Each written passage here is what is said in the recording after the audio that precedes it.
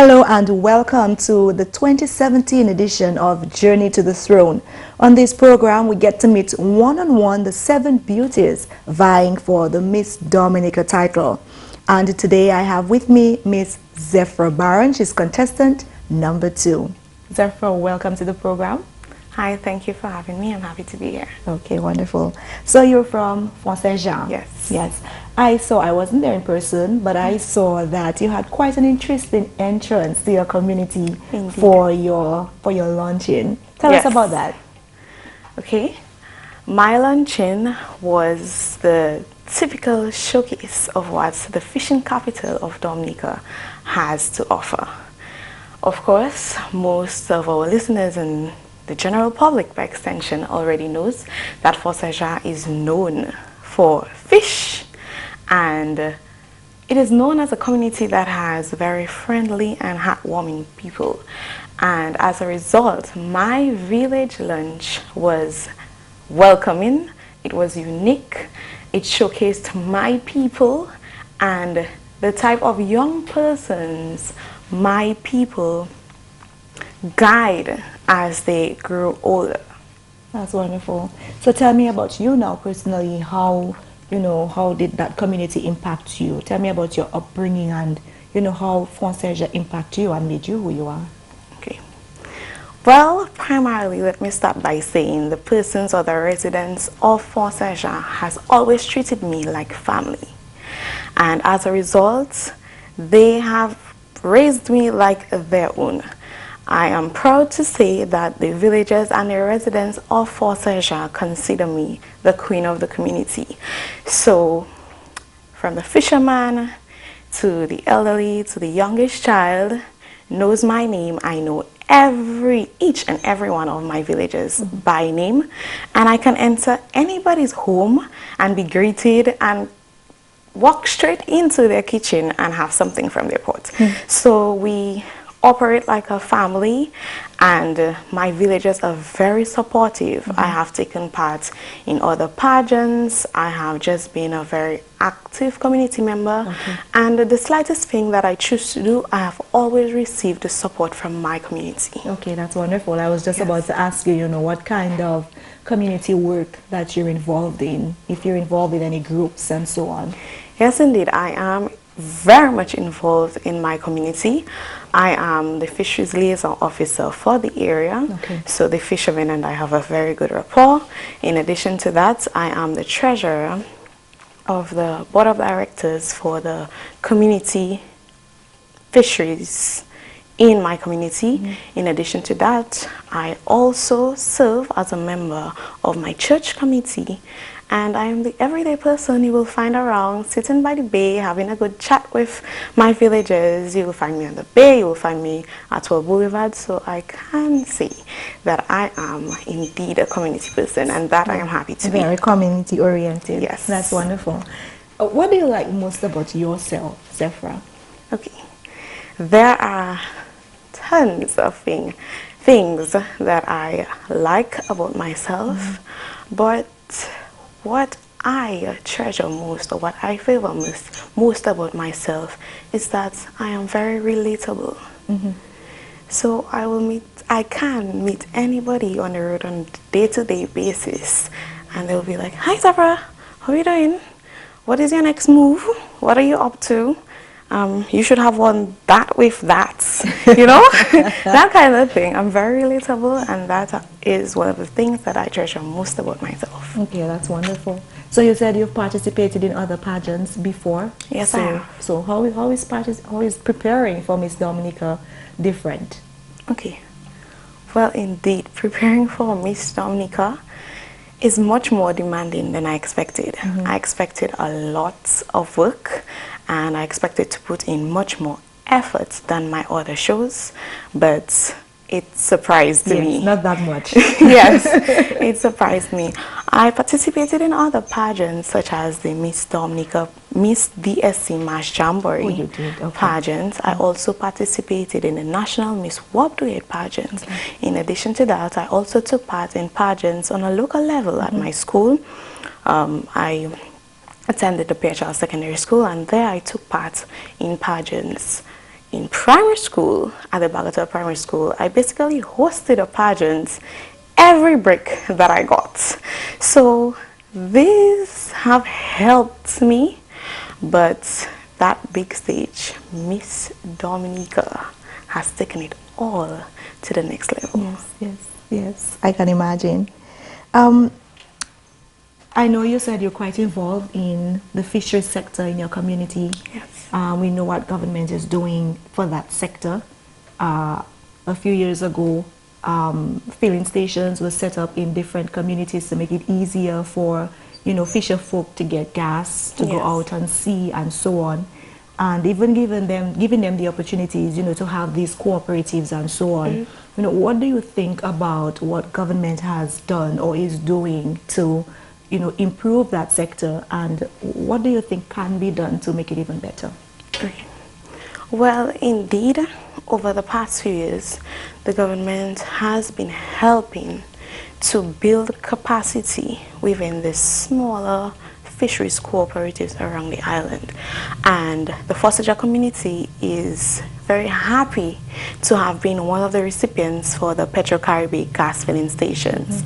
This has helped the fishermen so much because prior to us receiving the gas filling station, our fishermen had to pay, not only pay for the gas, but they had to hire transportation to take their empty containers to town or to the nearest filling station, which is currently at Lubia. And this, it was, I mean, after a long day of fishing, you really want to get home and relax. I mean, do minimal preps for the day ahead. But that was quite a burden for the fishermen of my area. And so receiving the Petro-Caribbean gas filling station has brought benefits beyond measure towards the fishermen. Not only that, the local day-to-day person can now drive for 2 minutes and fill their vehicles up with gas. So that we are thankful for. In addition to that, our fish landing sites have been compromised by the ravages of Tropical Storm Erica. And every time there is a storm, a trough, or just sea swells, our landing site is prone to being damaged, and our fishermen usually have to stay back from going out to earn a daily income for sometimes weeks. And by getting aid, or the aid provided by our parliamentary representative and the government, as soon as there is a storm or the landing site suffers, then in little to no time, by just us reaching out, or me as the fisheries liaison officer reaching out, we receive assistance. So that we are thankful for, and we look forward to the partnership between the community of Fonseca and the government of Dominica. Okay, wonderful. That's wonderful. We were talking about pageants a little before we got into this. Do you think it's necessary to have pageants? What is the significance of pageants in your opinion? Okay. Well, I have always been a pageant fanatic, right? But in addition to that, I believe that the day-to-day person might look at pageant or pageantry and think, okay, these girls are just the glam, the glamour, and the dressing up. And that's it. They pose, they take nice pictures, and sometimes they really have to be picture perfect. But pageantry is much more than that. Pageantry teaches you things that goes way beyond the textbook. So things like just you being relatable, you entering a room and demanding respect without saying anything, you being able to have a proper conversation, building your confidence, helping you to understand that your smile can be your greatest outfit. Your attitude is what will define you and how people treat you as an individual. So pageantry for me has just been something that molds the typical woman. It helps you to be not only woman and appreciate womanhood, but it helps you to be that woman of purpose, to feel like that phenomenal woman, you know, that extra drive that just boosts your confidence. That is what pageantry is personally to me, and that is how I think the general public should view pageantry. So we should not only showcase the girls on stage looking pretty, but we should tell them, hey, we teach them to speak. Yes. We teach them to, you know, be confident in themselves and showcase themselves as beautiful women and as gems. Wow. That's wonderful. Yes, I think probably every young woman who heard this will want to sign up for a pageant next year or later this year. That's wonderful. Now, you've received sponsorship. Yes, I have. So you're sponsored by Cabrit's Resort Kempinski? Yes, I am. So can you tell us a little bit more about your sponsor? Okay. Well, I am proudly sponsored by Range Developments, and this is under the Citizenship by Investment program. Okay. The Range Developments is a real estate development company which is now pride with the construction of the Cabrit's Resort Kempinski. And on completion of these resorts, I assure you, it will rank among the top of its class in the Caribbean. So if you need a place to hide out and relax, the Hotel Kempinski, built by my very own sponsor, Range Developments, is the place to be. So the Kempinski resorts will add that oomph that we need to our tourism package. Yes. As the nature isle of the Caribbean and the uncut gem of the world. Yes, wonderful. And speaking about the range developments and the Cabrit's Resorts Kempinski being constructed under the Citizenship by Investment program, we know that this is sort of a very touchy subject right now. Yes, it is. What are your views of the CBI program? Okay. My views of the CBI program is that although I acknowledge the fact that there is always room for improvement, and every project that we have is a work in progress, there are tremendous benefits from the Citizenship by Investment program. And primarily, I want to speak about the National Employment Program, which is directly sponsored under the Citizenship by Investment program. I mean, an avenue that provides young persons who were otherwise suffering or depressed, because we all know how being unemployed can feel. The typical person out of school knows the struggle, and I have been there. So to be employed under a program that not only provides you with financial benefits, but helps you to continuously develop yourself personally by giving you a sense of independence, allowing you to help your younger siblings, and basically molding you and providing you with training so that when you strive towards greater achievements, you can say, yes, these are the little things that have been overlooked that have assisted me. So by simple projects such as these that help to change and mold the lives of other individuals, there is no doubt that every Dominican should be very appreciative of the Citizenship by Investment program, and not only simply like be appreciative, but help make strides by which each one of us can take the responsibility in enhancing such programs and promoting them. That's wonderful. That's wonderful. I really appreciate that. Yes, and I sort of agree with you as well. So every contestant has a platform when they are vying for Miss Dominica. Zethra, can you look into the camera and tell the public what your platform is and why you selected that platform? Okay. My platform for this year's Miss Dominica pageant is gender equity, empowering our men for a well-balanced society. I have chosen this platform personally because I am a woman who is blessed with 7 brothers. Yes, you heard me right, 7 brothers. And I am from the community of Saint Jean, where generally we have more males, more boys and men rather than women. So for me, it is something that I've always been inspired to do. I have always been inspired to empower men simply because of the fact that empowering women is very important, but I believe right now we are at an era, or we are in a place where the men are being forgotten, right? So I believe that right now we need to empower both sexes. We as women, we need men of substance. We need young boys of substance. We are rising up the rank. We as young women and the girls, we are thriving in education.